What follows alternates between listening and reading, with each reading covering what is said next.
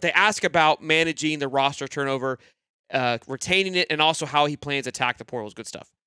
Coach, what about roster evaluation nowadays? Now, I'm sure you have a GM that you trust and you put in NFL-like systems in place, but specifically when you go to a program like Florida and you're looking at it and you have a guy like DJ Lagway, right? Like what does that process look like on a player-to-player basis, but specifically with Lagway, like where does he rank on keeping him, maybe valuing, looking somewhere else? What does that look like?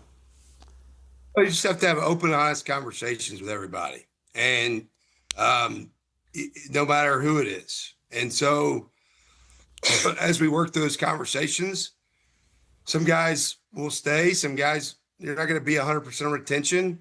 I'm not going to be specific publicly on each guy, but like some guys may want to look elsewhere. Some guys may want to stay. There's just the world we live in. And so we've got to do what's best for the University of Florida. We got a lot of good players here. We need to keep a lot of them. There will be a guy or two probably move on. It's going to stake at some points. We're going to work our tail off to make sure we got this roster right. Dave Caldwell's our GM. He's got NFL experience as the GM of the Jags and as an executive with the Philadelphia Eagles. We're going to put together an elite roster here at the University of Florida. And then how do the conversations work from the Tulane side? If there's guys that you think would be a fit at Florida, are those conversations that you have had as of yet, or does that wait, or how's that work? Yeah, I've told the team at Tulane I will not talk to them about going in the portal at all. Okay. If any guy goes in the portal and they're good enough to play here, then I'll recruit them. But I'll have zero conversation. I didn't steal one commit from Tulane to Florida. Yeah. We signed 14 dudes at Tulane last week with no head coach in place for 2026. We signed 18 guys here at Florida. I flipped zero commitments to Florida. If we got a player on our roster at Tulane that goes in the portal that's good enough to play here, I'm going to call him. Yeah. But I will recruit zero of them to go into the portal. So that's refreshing. So this is two questions here, and it was two different styles of answers. I've watched a little bit of John now to notice that question after the DJ was a little coach talk. And you can really see the coach talk because of how open he is. You saw this, like, it was perfect how back-to-back, like, he was confident. He was himself in the second question. Not that he wasn't confident in the second one or the first part, but it felt like he was trying to navigate, because we've seen some tweets from players, the Brandon Spikes tweets of, like, what the hell, like, these guys don't want to play for the logo. It's all about a paycheck. I think there was a little bit of that in his face. Kind of didn't really answer the DJ. Answered it in a roundabout way, which I find that interesting because in his presser, he gave Ball a lot of love. He was not shy on mentioning Jaden Ball. So the DJ Lagway one's interesting. I haven't heard any smoke of him leaving. The guy was at the presser. I believe he genuinely wants to be a Gator. At the end of the day, there has to be two exceptions to that. Both have to agree. And I'd assume he probably has an expectation of what he wants and John has his own expectations. So that was intriguing to me. There's obviously been some smoke that I don't know how much, and maybe Hollywood, you can speak to this, the connection to the Notre Dame quarterback kid. Was that just us being thrown out there, or is there some smoke behind that? I found it very intriguing, though, of how he answered that question. And again, we expected people to leave, so that wasn't really anything earth-shattering to me. We knew that. We anticipate that. And he even said it'll be some guys that hurt.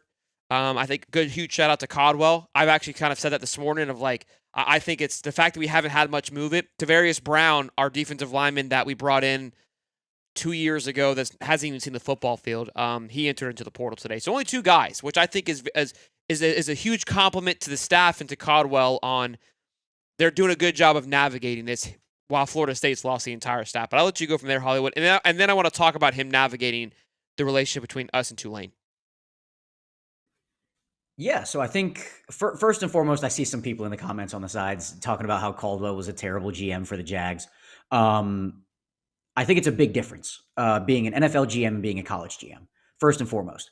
So to say that Caldwell's going to suck at Florida, and Lane sucks as head coach at one point. Like, there's to say that Caldwell sucked at Jacksonville is not comparing apples to apples. And part number two, before we get into that other stuff, is he's been working the last 4 or 5 years with the best GM in the NFL by far. Yep. And was a part of their scouting department and got glowing recommendations from a former Florida alum that kind of said, hey, this is a guy that I really value. I think he would kill it at the University of Florida, and you guys should hire him. I'm going to take Howie Roseman's word over these side chats over here from the 900 plus people that are sitting here. So please like and subscribe. But yeah, I was like, I'm God, gonna all bash right, you a Napier, little bit just say they're in their mom's basement next time. Jeez, Connor. Central, what is it? Suburban Central Florida basement? Yeah, you basement dwellers. But I say that to say this. So the current NIL deals that are inked for these players on the roster were not done by this staff. So there is going to be reworking of deals. Yes. Some players are not going to like that reworking of deals. So there is going to be attrition. That's natural. Obviously, like you said, we've already seen 2 guys, and these guys are not idiots. Caldwell is very smart. Summerall's very smart. Brad White's very smart. Faulkner, if he ever gets announced, is very smart.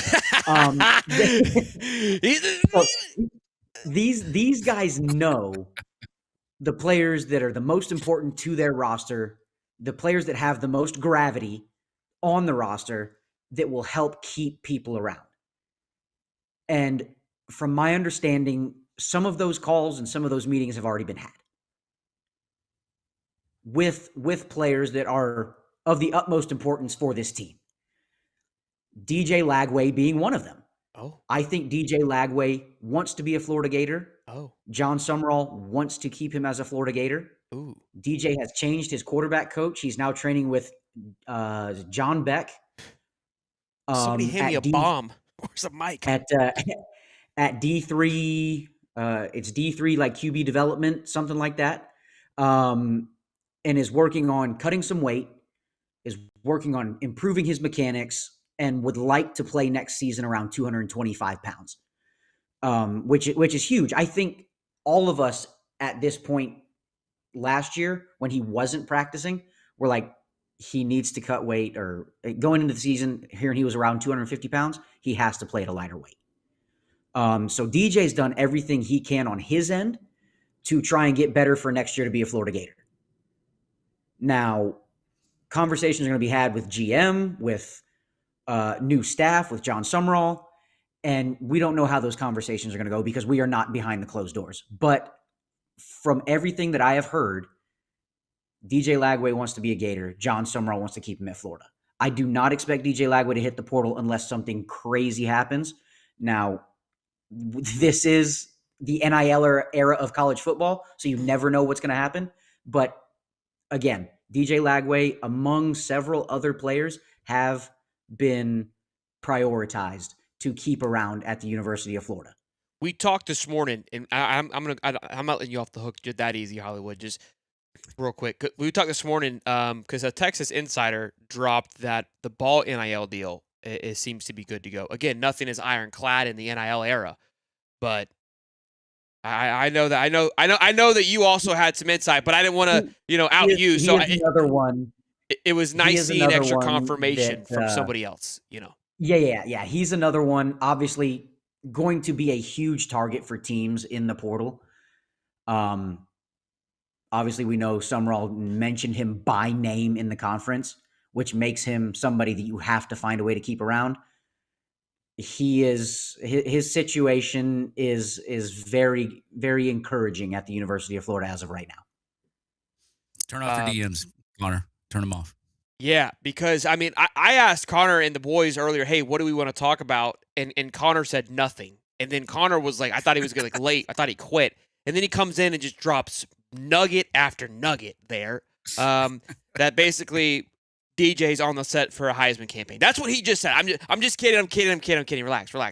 Those are all great things hearing about DJ Lagway. And again, like you kind of love hearing, it was very refreshing. Things that we kind of alluded to a lot last year of his weight and being too big and all those things. Well, he's like 250 right now, right? So to get down to 225 is massive. And Shane Matthews was a huge critic of that, of him being too big. for that position. So, and again, I think your synopsis of Caldwell was phenomenal. I think again, like not the greatest of track records when you're a Jags fan. I think there's just a lot of PTSD from when he was in Jacksonville. Not the greatest run. Had one good year, but yeah, just mismanaged a lot of different things. But being a part of that Eagles, and I said that in this morning show when we talked about Ball. I go, look, he didn't want to be the Giants, right? Ball is Saquon. He's like, we're just going to be the Eagles again. And we already have our Saquon. I don't need to go steal him. So we're not going to say, hey, go shop around. No. You're not leaving the building, kid. Get in here. Let's get this thing figured out. And I'm going to work on the rest of the roster. I won a Super Bowl when I signed the best running back in the league. So I know how to do this. And again, the fact that we haven't heard much noise, I think is a huge compliment to the staff. I'm still expecting noise, right? Like you said, a lot of these guys were put together from Nick Polk. And I'd imagine those deals are probably very erotic in some sort of probably being a little uneven. So I think there's going to probably be some ironing out if there will. Erotic probably wasn't the right word. Maybe erratic might have been a better word there. Yeah. But look, I like that because Connor again, he's very well versed in the actual journalistic language, so you can learn a lot from him. Yeah. He was there. Give me the eyes. He's like my third base coach. You know what I'm saying? He hit me with sometimes he fails me. We have him around. He failed me in my pick'ems with his eyes, but this time we were good to go. No need for a random Giant stray. I mean, they can't pull their head out of their ass. I'm sorry. I mean, yeah. Speaking of Giants, I saw like a post earlier today that said like Marcus Freeman was like -200 in Vegas to be like the New York Giants coach. Like, what's going on there?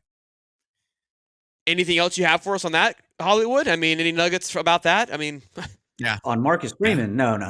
Oh, okay, no, that's where you draw the line. That's where I draw the line. Okay, cool. This is why we have him around. It takes like all the heat and the DMs off me. I can just let him say what he's got to say, and then I'm just here. I support the news. I have no inside info. None. I love it. Please fix the spelling of your website down below. I mean, see, it just happens. I mean, that's typical. Very important. Yeah, let's talk about the second half of the question. Go ahead. Sorry, go ahead. Oh, we got more. No. Yeah. I was gonna say I don't want to miss the second half of that question as well. So please go ahead.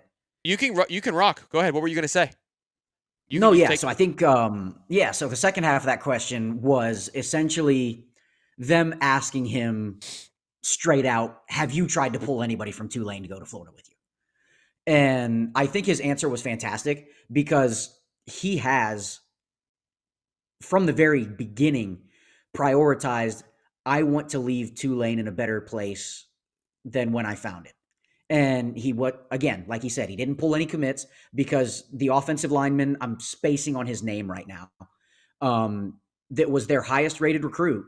Yeah. The day that Summerall got announced at Florida, told Rivals he was flipping. Yeah. Rivals even posted it. And Summerall essentially told him, hey, do not do this. Stay at Tulane. They build them up kind of thing. And then I think 24 hours later, he tweeted, I won't be signing until February. My understanding was that he was hoping at some point that later on down the line, Summerall would take him at Florida if he waited until February to sign his papers. Well, another 24 hours after that, he signs his paperwork to Tulane. So one, phenomenal job by Summerall keeping the class together for Florida. Phenomenal job for him. Yes, Tylen George, thank you. To Nick in the comments. A phenomenal job by Summerall of getting him to honor his commitment, even though he wanted to follow Summerall to Florida.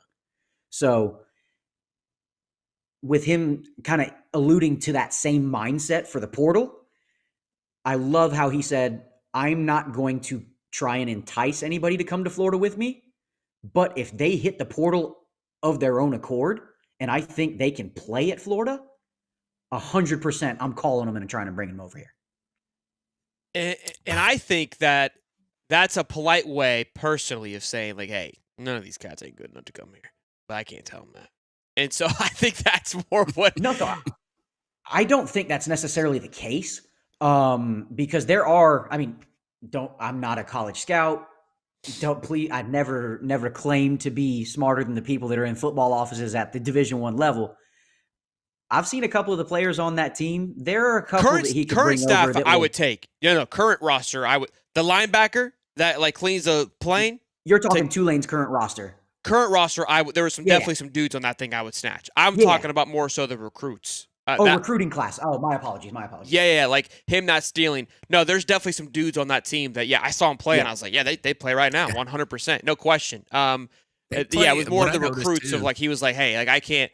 I'm gonna get hit with the Napier stench really quick if I'm flipping 3-star G5 guys to Florida. Okay, so we can't do that.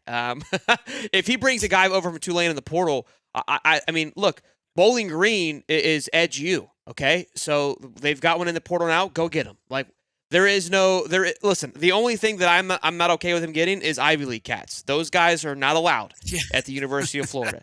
I have no shame in G5 players, okay? G5 JUCO, those guys, love those guys. Jacoby Jackson, Brian Taylor, those are JUCO dudes. Those are fine. Ivy League, absolutely not. Absolutely not. Nope, nada. I don't even want. Nope. What? Nope. Nope. No. I watched. No, I don't want them. Their conference, their conference championship game. God, Sheldon. I watched the conference championship game, and what I noticed about their defensive players, they play really fast. Like, they're flying all over the field. The only issue was they weren't tackling really well. So I hope that clears up.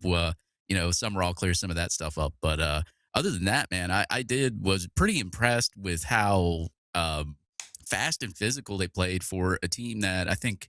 The talent profile, they have like a 68th ranked talent profile nationally, and how they played against North Texas. Of course, like towards the end of that game, North Texas started to come back a little bit, but Tulane was so far ahead that it wasn't going to even really happen at that point. So I felt really good just watching that game. And then on top of that, I know they play Ole Miss. I'm not going to expect them to beat Ole Miss. But that game could be a little bit more competitive in a rematch because we've seen rematches so far, and like the Alabama, Georgia, all that stuff. And look, the matches are a lot better. Georgia blew out Alabama this time when Alabama beat them during the regular season. Yeah, I'm excited to see how they're going to play Ole Miss. I'm very excited to see, and he talked about that too as well. Like, look, we're a different team than what we were week 4 to what we are now. We were a coach-led team week 4, and I believe that great teams, elite teams, are player-led teams, and we are now. There was a switch, and we're now a player-led football team. So I'm excited to see how they're going to play against Ole Miss. I'm going to obviously, again, kind of look at it through the same eyes I did North Texas of minimal expectation. But again, it was so refreshing to watch, even just that game of like, man, these are things that we haven't seen in 4 years, which is crazy to think about, right? Given we're supposed to be the University of Florida.